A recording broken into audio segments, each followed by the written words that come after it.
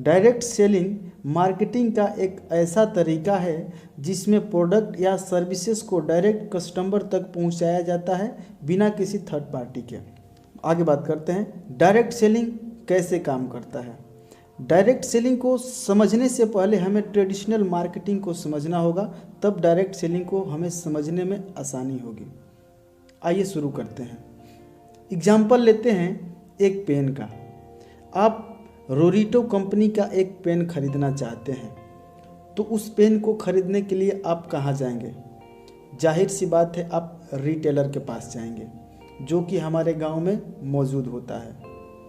वो रिटेलर उस पेन को कहाँ से लेकर आया था? वो होलसेलर से लेता है।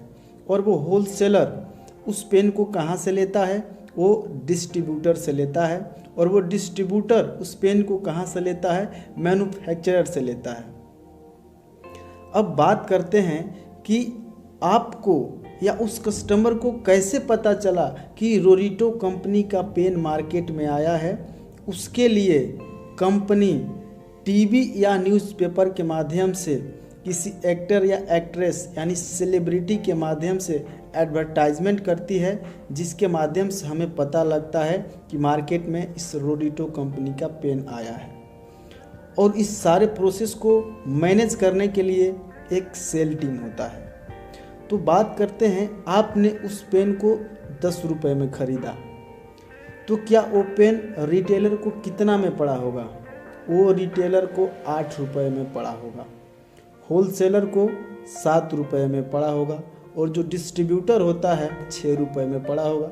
और वो जो पेन है उसके बनने का टोटल कॉस्ट मात्र 4 रुपये होता है, और 2 रुपये बचता है वो हमारा एडवर्टाइजमेंट और सेल टीम में खर्च हो जाता है। आइए एक चौंकाने वाला आंकड़ा बताते हैं। हमारे देश में लगभग 30 करोड़ विद्यार्थी हैं। अगर प्रतिदिन सिर्फ 1 करोड़ विद्यार्थी पेन खरीदे तो यानी 1 करोड़ गुणे 10 यानी लगभग 10 करोड़ रुपए पेन डेली बिकता है। और एक्चुअल प्राइस जो है पेन का वो सिर्फ मैन्युफैक्चरर का 4 रुपया है। बाकी जो 6 रुपया है वो सिर्फ हम मिडिलमैन और बिचौलियों को देते हैं। अब बात करते हैं, एक्चुअल पेन का कीमत सिर्फ 4 करोड़ और मिडिलमैन और एडवर्टाइजमेंट में जो खर्चा है वो है 6 करोड़। और अगर हम 30 दिन का आंकड़ा निकाले यानी 6 करोड़ गुणे 30 तो होता है 180 करोड़। और अगर 1 साल का आंकड़ा निकाले 180 गुणे 12 महीने करेंगे आपको 9,600 करोड़ रुपया, जो होता है सिर्फ हम मिडिलमैन और एडवर्टाइजमेंट के लिए दे देते हैं। ध्यान रहे, ये सिर्फ एक पेन की बात हो रही है। हमारे निजी जीवन में इस्तेमाल होने वाले सैकड़ों चीज़ों को हम ट्रेडिशनल मार्केटिंग के जरिए से खरीदते हैं और हजारों करोड़ रुपया उन बिचौलियों को दे देते हैं जिनसे हमारा कोई संपर्क नहीं। जो भी पैसा हम उन मिडिलमैन और एडवर्टाइजर को देते थे, उस पैसे को हम कंज्यूमर में बांट दें तो क्या होगा? इससे तैयार होती है हमारा एक बिजनेस रणनीति, और उसे हम डायरेक्ट सेलिंग कहते हैं। और वो हजारों करोड़ रुपया हमारे उन डिस्ट्रीब्यूटर और उन कंज्यूमर को बांटा जाता है जो डायरेक्ट सेलिंग कंपनी के साथ इस बिजनेस में जुड़ते हैं। डायरेक्ट सेलिंग का मुख्य उद्देश्य क्या है? डायरेक्ट सेलिंग का मुख्य उद्देश्य है प्रोज्यूमर बनाना।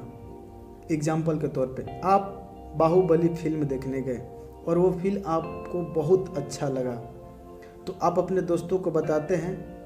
क्या उसके बदले आपको कोई पैसा मिलता है? नहीं मिलता है। लेकिन अगर आपको इसी काम के लिए पैसा मिले तो कैसा रहेगा? यही काम करना होता है डायरेक्ट सेलिंग में, ज़्यादा से ज़्यादा प्रोज्यूमर बनाना।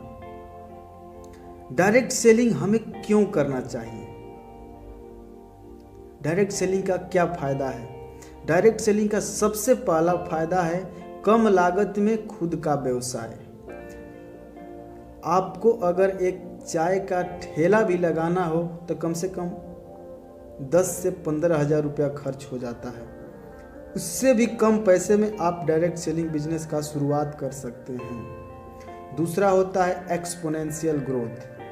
यानी कि जब हम किसी नौकरी में या किसी अन्य बिजनेस में होते हैं तो हमारा ग्रोथ धीरे धीरे होता है, लेकिन इस डायरेक्ट सेलिंग बिजनेस में हमारा जो ग्रोथ होता है वो मल्टीप्लाई के बेस पे होता है, यानी एक्सपोनेंशियल ग्रोथ होता है।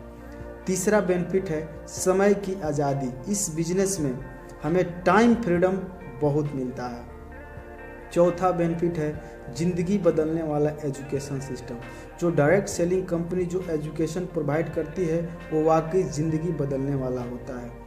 पांचवा बेनिफिट है ओपन मार्केट। आप इस बिजनेस को सिर्फ अपने एक राज्य तक सीमित नहीं रहते हैं, आप पूरे भारत या आप विश्व में कहीं भी इस बिजनेस को जाकर कर सकते हैं।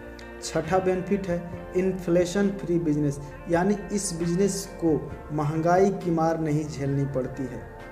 सातवां बेनिफिट है सरकारी नौकरी में जाने के लिए आपको उम्र मायने रखता है या आपका शिक्षा मायने रखता है, लेकिन इस बिजनेस में आपका उम्र, आपका धर्म, आपका जाति, आपका शिक्षा कोई मायने नहीं रखता है। सिर्फ मायने रखता है तो एक चीज़, आपको मेहनत करने के लिए हमेशा तैयार रहना होगा। आप डायरेक्ट सेलिंग बिजनेस में बहुत आगे निकल जाएंगे। मैं नेक्स्ट वीडियो में फिर मिलते हैं। Thank you.